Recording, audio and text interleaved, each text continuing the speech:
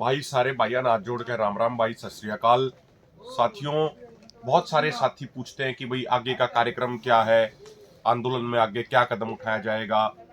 तो पिछले 2-3 दिनों से बड़े विस्तार से दोनों फोरम, संयुक्त किसान मोर्चा है, राजनीतिक और किसान मजदूर मोर्चा चर्चा कर रहे हैं।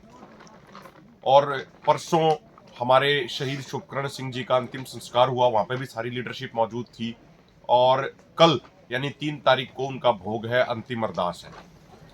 पूरे दोनों मोर्चों ने यह फैसला किया है कि भाई हमें दिल्ली जाने के लिए ही अपने घरों से निकले थे। पुलिस ने जितनी पुलिस हिंसा कर सके थी, पुलिस ने उससे भी आगे बढ़ के हिंसा करी प्रशासन ने।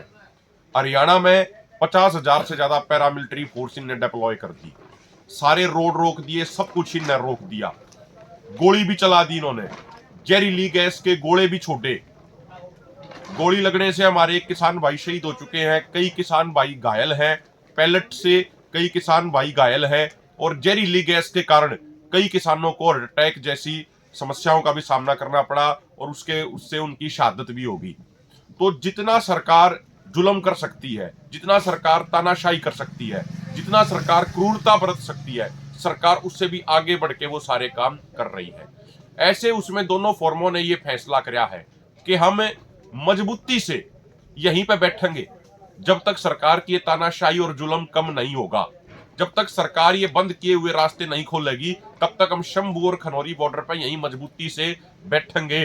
और जिस दिन सरकार की ये तानाशाही, सरकार की ये क्रूरता, सरकार का ये जुल्म कम होगा, सरकार जब ये रास्ते खोलेगी, उसके बाद हम दिल्ली जरूर जाएंगे।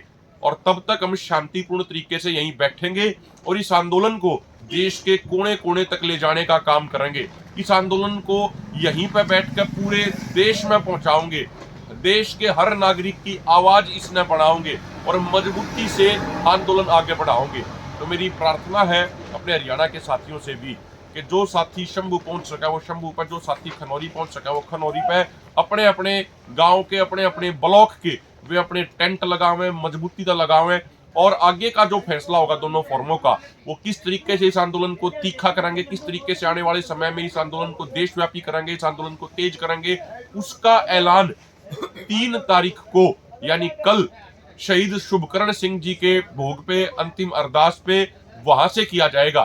और मैं ये भी प्रार्थना करना चाह रहा हूं, दोनों फोरमों ने यह फैसला किया है कि कल जो अंतिम अरदास होगी शहीद शुभकरण सिंह की, वहां पे बहुत बड़ी गैदरिंग करी जाओगी, बहुत बड़ी पंचायत का उसको स्वरूप देकर श्रद्धांजलि भी दी जाओगी।